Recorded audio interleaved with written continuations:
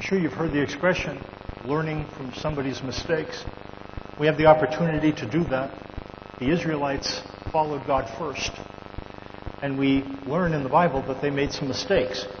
And as we look at their journey through the wilderness, we can learn from the mistakes that they made. And here's one lesson. Here's where we look for the heel marks in the sand. It says God was not pleased with most of them.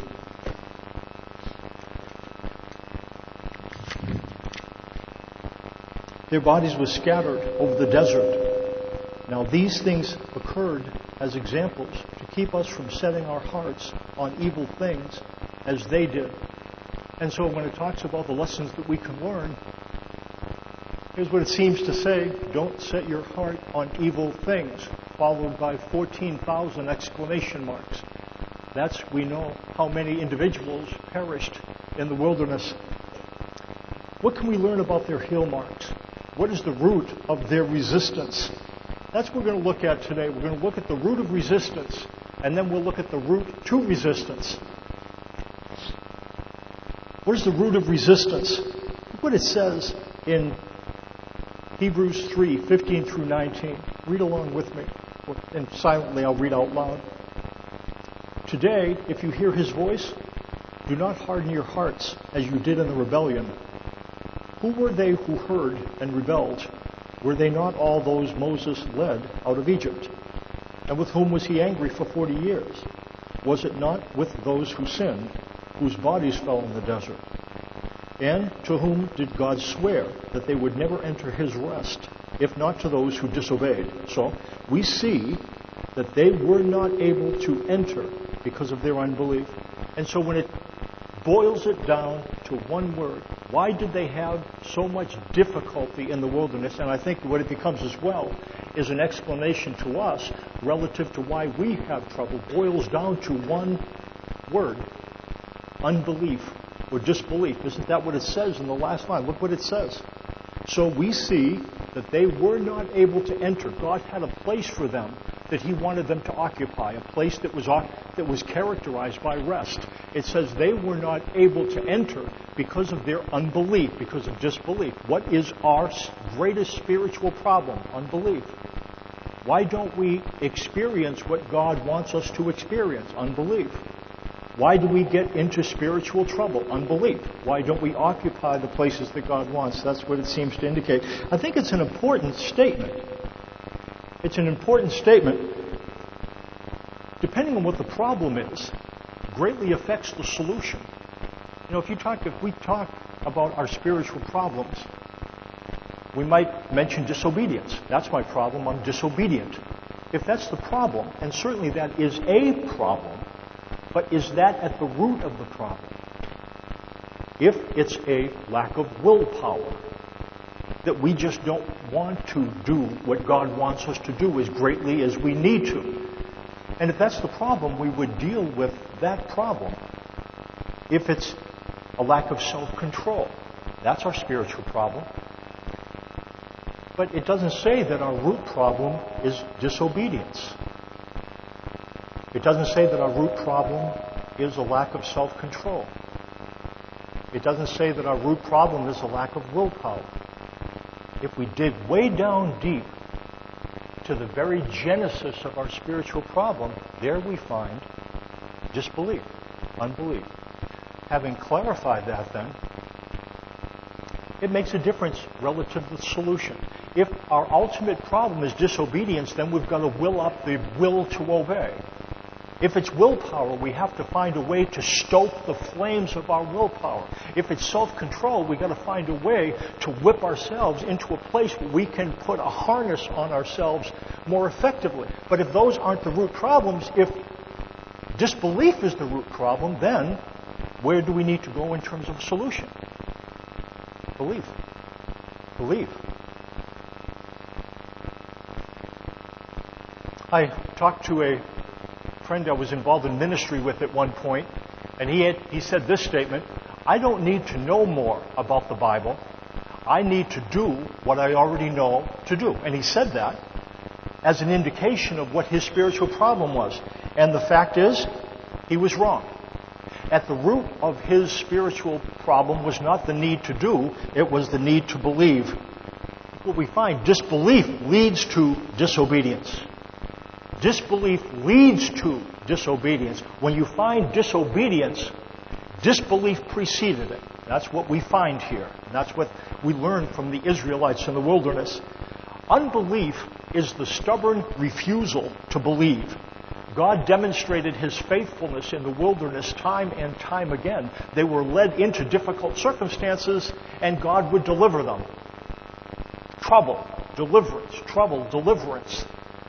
And yet they stubbornly refused to believe that they could trust God. They could be confident. That's what belief means. It's not just intellectual.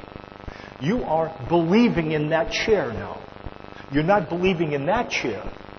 You might believe that chair could hold you up, but belief is not just intellectual. You are believing in the chair you're sitting in because belief means resting on. Put your confidence in. It's what you're doing to that chair. And God would have us rest in him and put our confidence in the fact that he's faithful. God showed that he was faithful time and time again. And yet they still had this sense, I don't know if I can trust him or not. There is another challenge. The day that we're supposed to believe. There's some days that are easier to believe than others. I think we can look back on our life. Yesterday can be an easier time to believe. You look back on things that occurred. You were in a difficult place. God pulled you through the difficult place. As you look back on yesterday, it can be easier to believe yesterday. Tomorrow can be an easier day to believe. You know, in the future you can say, well, yeah, I know God will work it all out. God is sovereign. Yesterday, tomorrow, you know, I think one of the most challenging days to believe is today. Today is the toughest day to believe. Today. The things you're dealing with right now. Not yesterday, not tomorrow. Today's things. That's what the verse tells us. Today, if you hear his voice. Look what it says in that top verse. Today, if you hear his voice, do not harden your hearts as you did in the rebellion. See why he says that? It was one thing for them to believe 15 years earlier when they were in Jerusalem and the church was first birthed. They went and experienced significant hardships. They believed yesterday, but then as we talked about the erosive impact of disappointments, wave after wave after wave of disappointments eroded their belief, chipped away at it little by little. If you've ever seen what waves on a beach can do to rock, it erodes it, it wears it away. Those waves have crashed, and now their belief is faltering. And what the writer is saying, today is the day we need to believe. I think we can look back on days when it was easier for us to believe. Things are simpler at some stages of our life. But then life becomes more challenging. You might have entered a point of belief in college or high school. You might remember growing up in a church when everything was black and white. Things were easier to believe. Mom and Dad were there. You had lots of support, but then you move to life and you're in a far different place. You're in a place of responsibility. You have added responsibilities on your shoulder. You've made some decisions.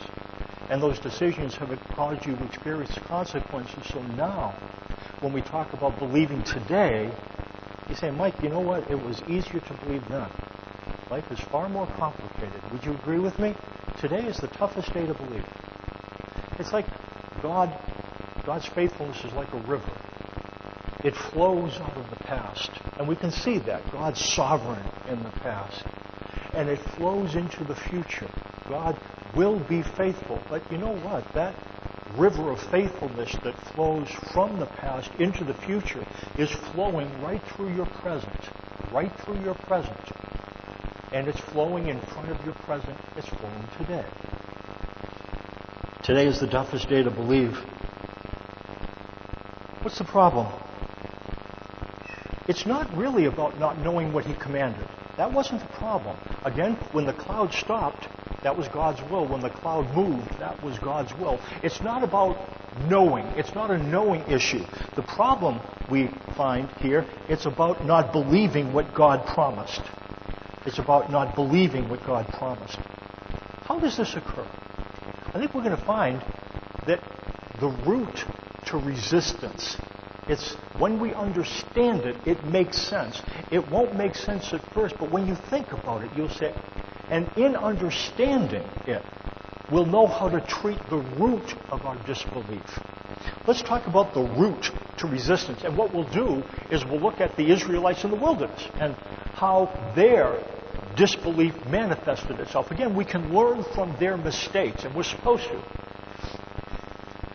The root to resistance begins with disappointments. Look at Exodus 17, 1 through 2. The whole Israelite community set out from the desert of Sin, traveling from place to place as the Lord commanded. They camped at Rephidim, but there was no water for the people to drink. So they quarreled with Moses and said, "Give us water to drink." Moses replied, "Why do you quarrel with me? Why do you put the Lord to the test?" They followed the cloud, and the cloud moved. The cloud stopped at a place that was dry. Now, this is not just inconvenient, it's life-threatening. They have used up water resources, moving 3 million people from point A to point B. So the water resources they carried with them, they had already exhausted. So now they're in this place. They're going to have to go from this place to another place. No water. So this is not just worrying about nothing. This is a dire circumstance. What we find is today's disbelief grows from the soil of yesterday's disappointments. They had experienced several disappointing stops prior to this place. It started at a great place. Well, it started in Egypt. That wasn't a great place. But the Red Sea, that was a great place, where they moved right through the middle of the water. Miraculous. And then they were not allowed to stay there. They moved, and then they were brought to a place where there wasn't water and there's no food. And their journey with God had been a series of disappointments. A series of disappointments. It's not the kind of thing that they were led to believe that they would experience. I mean, after all, boy, do you remember that? We went right through the water, walls of water on the right and on the left. Miraculous, but now God's leading them to places where they're hungry. They're faced with hardship, disappointments. Disappointments will always promote disbelief. Disappointments, left untreated, will always promote disbelief. I'm going to say that again. Left untreated, disappointments will always promote disbelief. And if we look at present disbelief, we can trace that to a series of past disappointments. Disappointments erode belief. It's like the waves on a shore that erode the rock. That's just the way it works. I wish it wasn't so, but it is. We can always trace present disbelief to past disappointments. It can be about theological questions, but it's not always so. Sometimes that is what we throw out there. This God stuff, I don't really buy it. The Jesus being God thing, I know they say that's true. I'm not sure if I buy that. The truth, oftentimes, those are just surface things. If we root underneath, the root of our disbelief is not theological. It's experiential.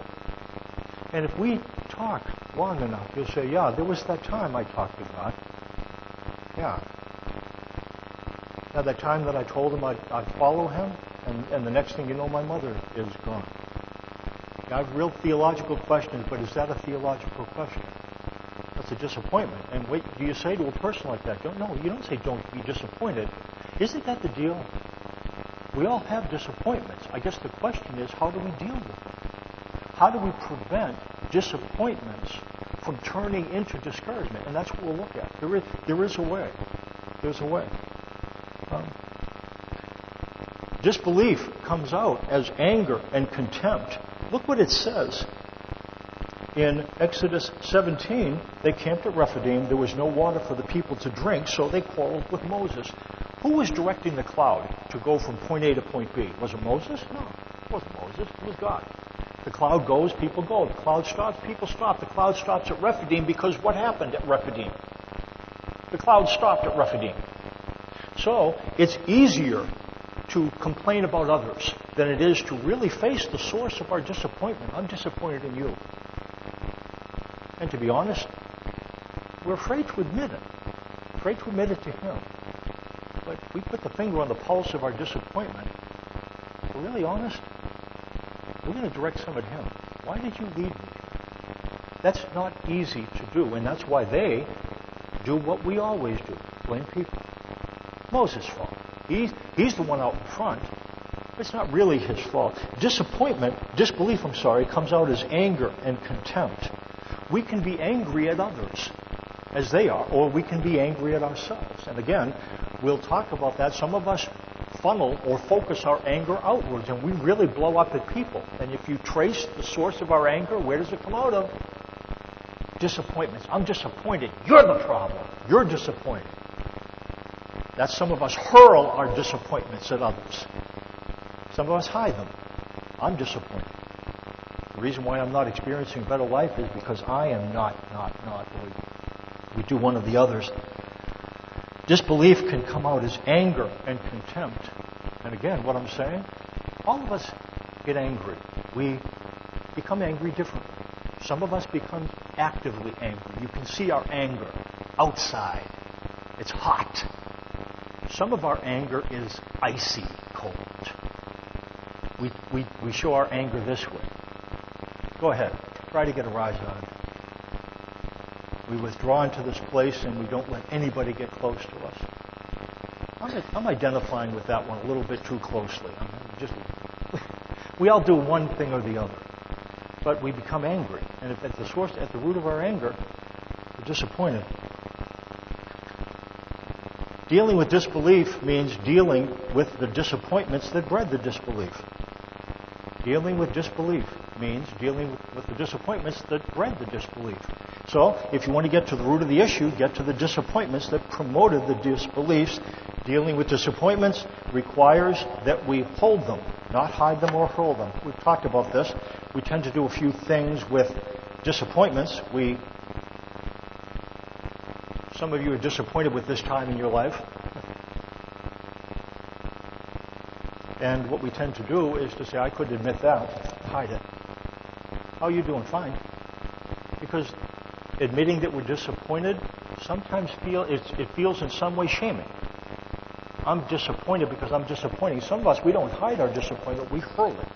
And we throw our disappointments at others. It's your fault I'm not happy. And what we're supposed to do is not hide it.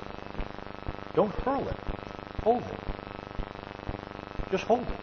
And what hold it means is that you can, with one hand, say, I'm disappointed.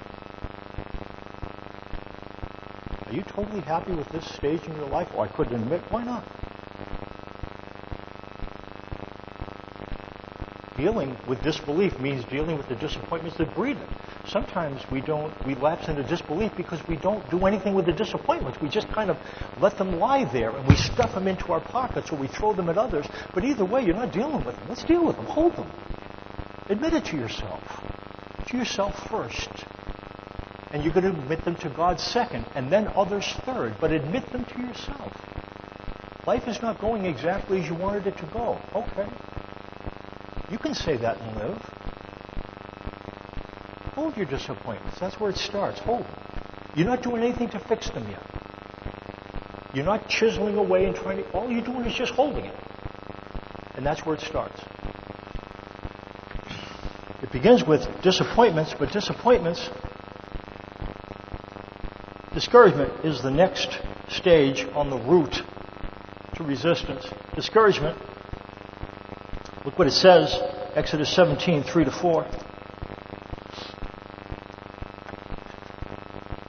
But the people were thirsty for water there. and they grumbled against Moses. They said, "Why did you bring us up out of Egypt to make us and our children and our livestock die of thirst?" Then Moses cried out to the Lord, "What am I to do with these people? They are almost ready to stone me." Accumulated disappointments promote discouragement. See, one disappointment is not enough to send us into discouragement. Disappointment is something we feel. I expected this, I got this, I'm disappointed. I expected this meal, got that meal, I'm disappointed. It's just a reaction. We cannot not be disappointed at times in our life. It's not possible for you not to be disappointed. You say, wait, it's not possible. We all have expectations that life will give us this, and it doesn't. Disappointments are inevitable.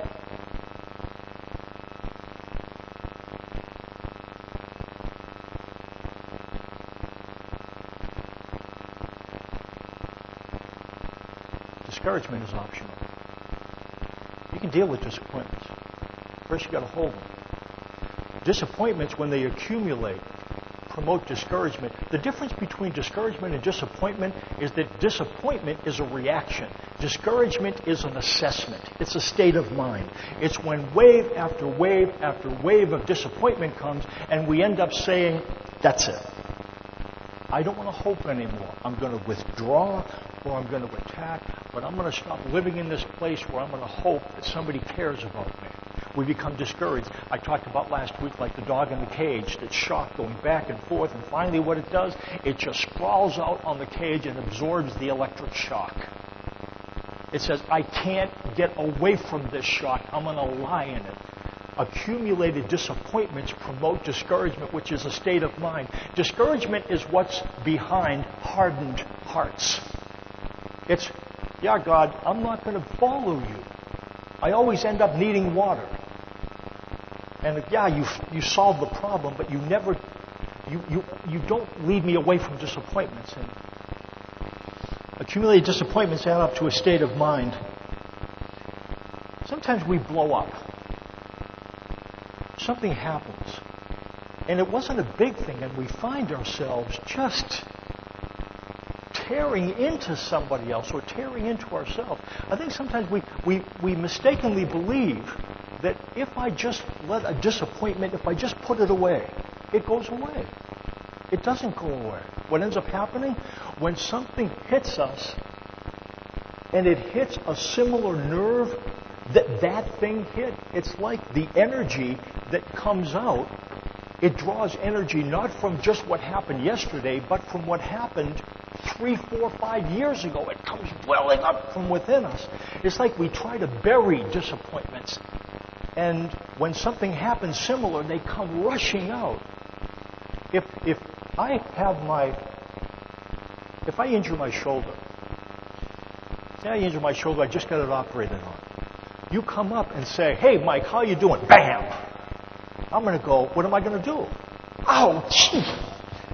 And you're going to go, I didn't hit you that bad. And you didn't. See, the problem was you hit an injured place. That happens to us. People do things to us. They hit injured places and we come out at them with all this venom and anger or iciness. Because we're hitting pockets of unresolved disappointments. If you bury disappointments, they will come out some way, someday. Bury disappointments, they will come out some way, someday.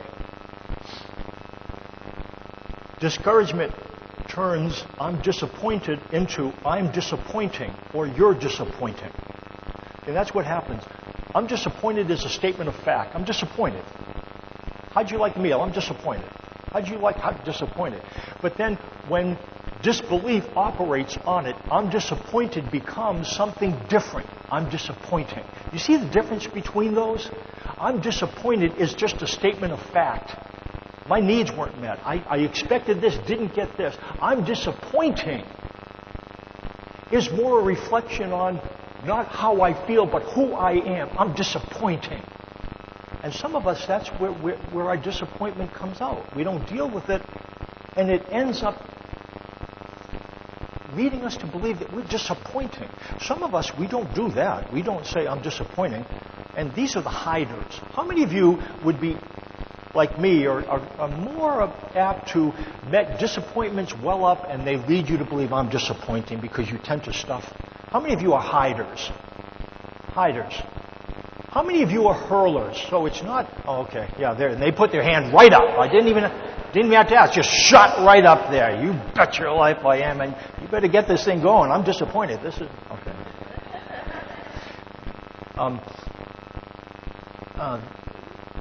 I'm disappointed, but then you don't hold that. You end up firing at others. I'm disappointed because you're disappointed.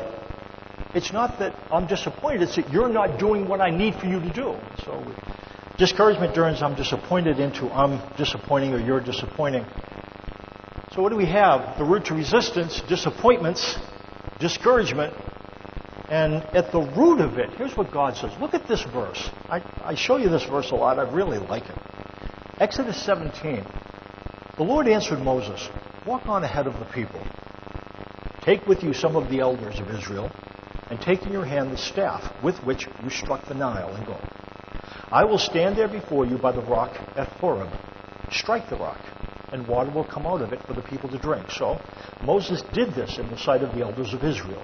And he called the place Massah, which means quarreling, and Meribah, because the Israelites quarreled, and because they tested the Lord, saying, is the Lord among us or not? When God puts his finger on the problem, he puts his finger on disbelief. Is that not true? Look at the last line, what he says. They quarreled because they tested the Lord, saying, is the Lord among us or not? Does that make sense to you? They're going through these things that are disappointing. And they're blowing up at Moses. And if we ask them, what's your problem? They'd say, we don't have water. Moses isn't leading us right. Well, if you ask them the problem, they wouldn't say others are disappointing. They're saying, I'm disappointing. I just must not be following well. I just keep on getting into trouble. And what God says, it's not about that and it's not about that. What it's about, you're really asking a question. Is the Lord among us or not? God promised to be. And the reason why they don't think God is with them is because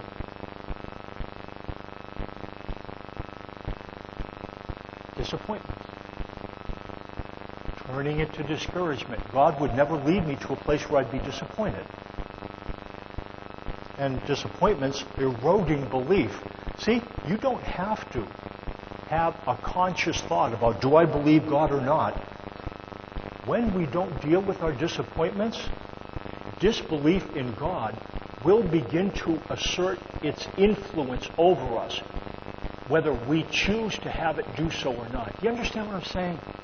It's not a conscious decision not to believe God. It's something that will well up within you and disbelief will take over. I think that's the image. That's what he's saying. Is the Lord among us or not? He must not be, because why? I'm disappointed.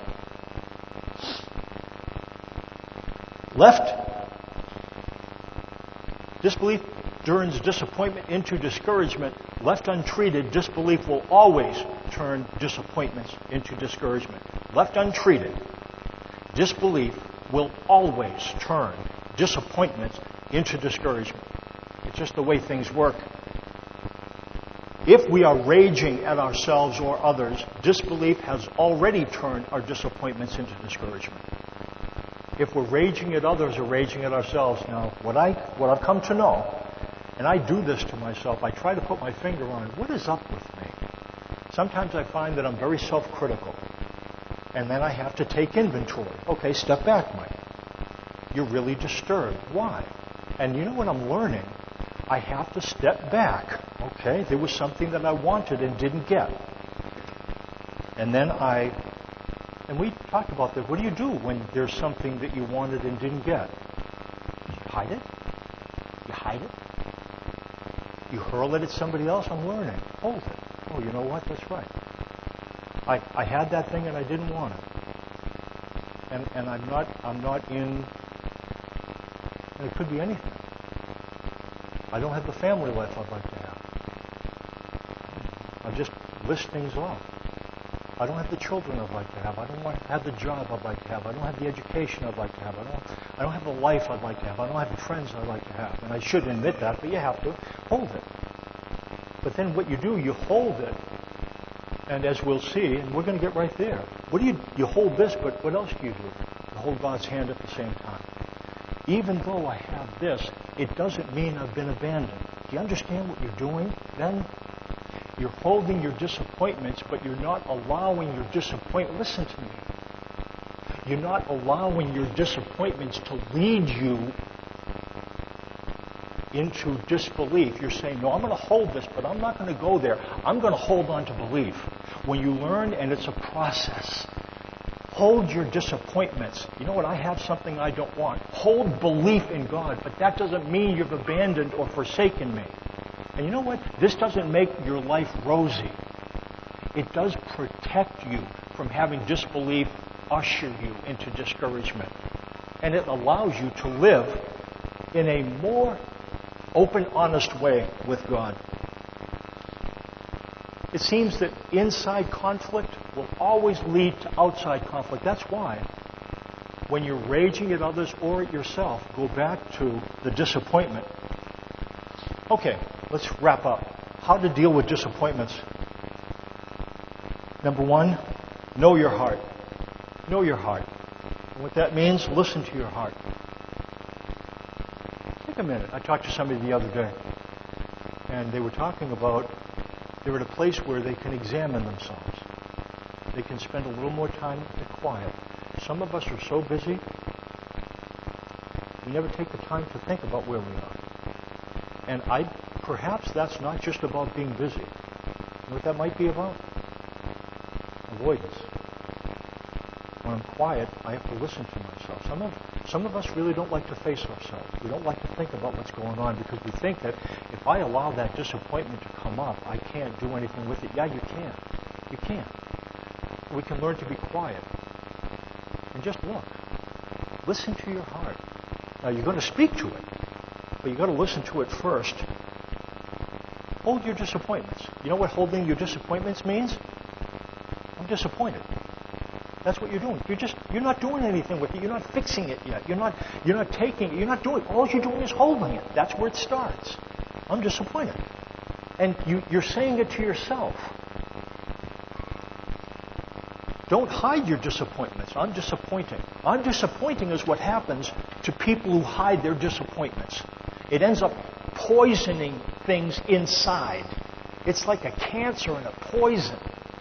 And that's what happens when we hide them all the time. They fester. They become infected. Again, some of us don't do that, but knowing your heart, don't hurl your disappointments. You're disappointed. And again, when you hide disappointment, it poisons inside. When you hurl, it poisons outside. How to deal with disappointments? It begins with knowing your heart. And again, that's just about being quiet. Like that. When you understand that there's something that you can do to keep, in fact, we're going to go on first, and then maybe I'll give you a minute. When you have a way to deal with the disappointment, it makes it easier to touch it and to hold it. So what do you do with it?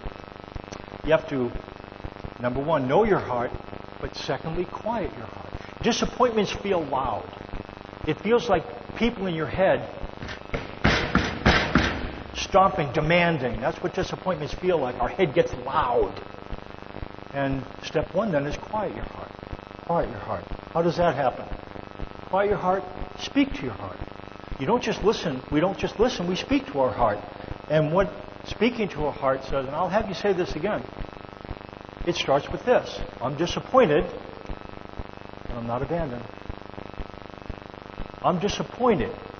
Hold your disappointments. But I'm not abandoned, holding his hand. Can you say those things together? Say the first thing. Say it again. I'm disappointed. Say it again. And at some level you are.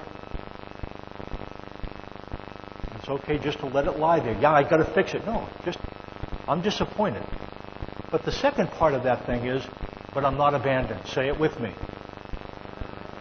What is that? Say it one more time. Put them both together. I'll let you know. I want you to say it one more time. I'm not going to make you traipse through this stuff a zillion times, but I'm going to show you what you're doing. Okay, say it one more time. You see what you're doing? I'm disappointed you're holding your disappointments, but I'm not abandoned. You're holding his hand. I'm disappointed, but I'm not abandoned. I'm disappointed, but I'm not abandoned. And when you learn to hold both of those things at once, disbelief does not turn your disappointments into discouragement. Then you can choose to share your heart and give your heart. But it starts there. The worship team, come on up. I think we need concrete promises. That's why you're probably sick of this. I think of this every day. Probably, I don't think that's an exaggeration. Be still and know that I am God. I will never leave you and I will never forsake you. This is, when you hold on to God, hold on to promises. That's a way for you to deal with disappointments.